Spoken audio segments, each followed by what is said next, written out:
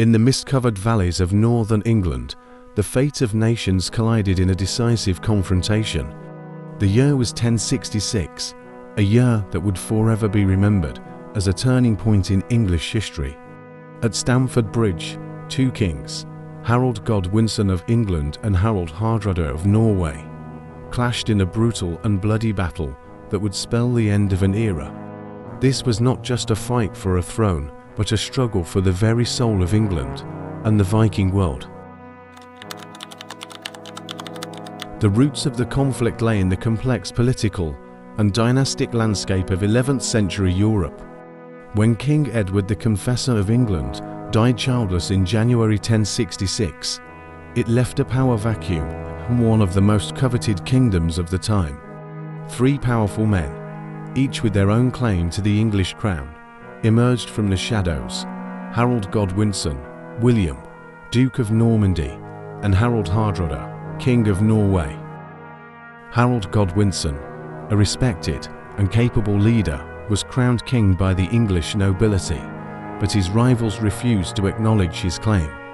Harald Hardrada, the Viking warlord who had spent his youth fighting across Europe and the Middle East, was enticed by the chance to revive the Old Norse dominance over England. The claim was bolstered by an alliance with Tostig Godwinson, Harold's own brother, who sought revenge against Harold after losing his position as Earl of Northumbria. Together, they conspired to take the English crown by force. For Hardrada, it wasn't just about the English throne. He sought to expand his realm and prove that Viking power still ruled supreme. The Battle of Stamford Bridge would be the ultimate test of whether the Viking Age would endure or meet its end. On the English side was King Harold Godwinson, a man of immense personal strength and leadership. He had proven himself time and time again in battle, from defending England's shores to managing the internal rivalries of his realm. As king, Harold had inherited a throne under siege from both the north and south. His remarkable march north to confront Hardrada, immediately after preparing for an invasion by William of Normandy, is a testament to his resolve and his deep understanding of the urgency of the situation. Opposing him was Harald Hardrada, one of the most feared warriors of his time. Hardrada had earned his name through decades of combat across Europe and beyond. From leading the elite Varangian Guard in Constantinople to claiming the throne of Norway, he was a man forged in battle, and his ambition stretched far beyond Scandinavia. He was a seasoned commander, respected by friend and foe alike, and represented the final breath of the Viking warrior tradition. Alongside Hardrada was Tostig Godwinson, the disgruntled brother of Harold. Tostig's betrayal added a personal vendetta to an already tense situation. His alliance with Hardrada was not just about power, it was about revenge. Tostig's knowledge of the English terrain and its military organization proved invaluable to the Norwegian king's plans. As the summer of 1066 drew to a close, Hardrada's fleet of 300 longships arrived on the shores of northern England, carrying thousands of fierce Viking warriors.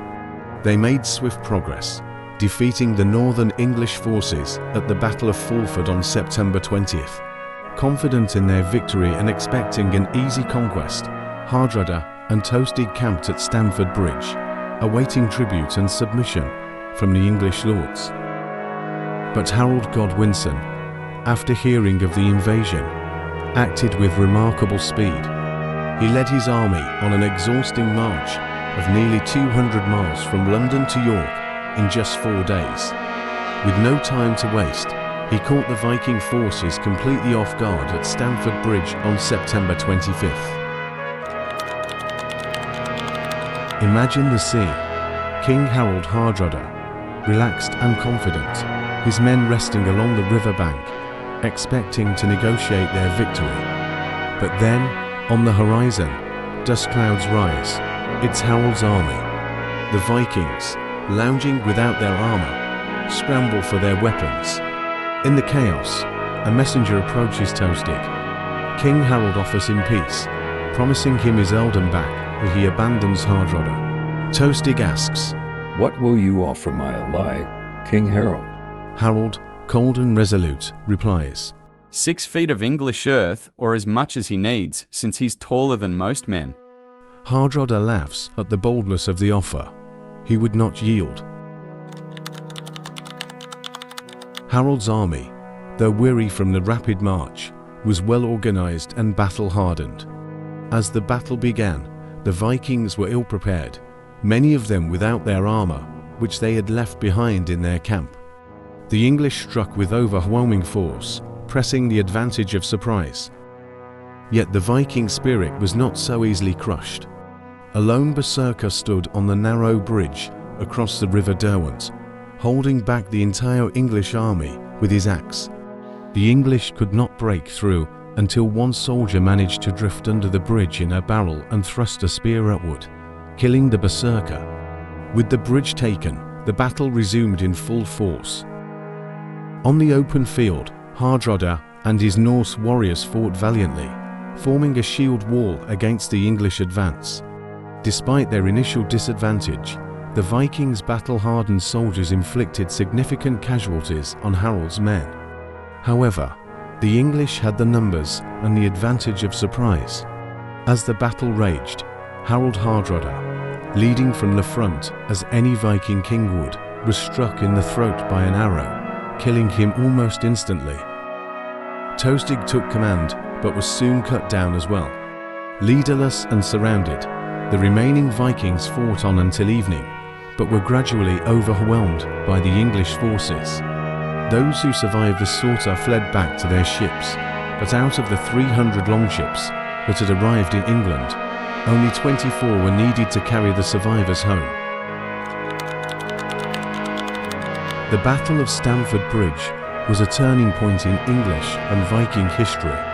It marked the last great invasion of England by the Vikings, and with it, the symbolic end of the Viking Age. The Norse kingdoms would never again launch such a large-scale invasion of Britain. But this victory came at a steep cost for Harold Godwinson. His army, though victorious, was severely weakened. Just 3 weeks later, he would face another invasion, this time from William, Duke of Normandy. The exhaustion and losses from Stamford Bridge played a critical role in the outcome of the Battle of Hastings, where Harold would meet his death, and the Norman Conquest of England would begin.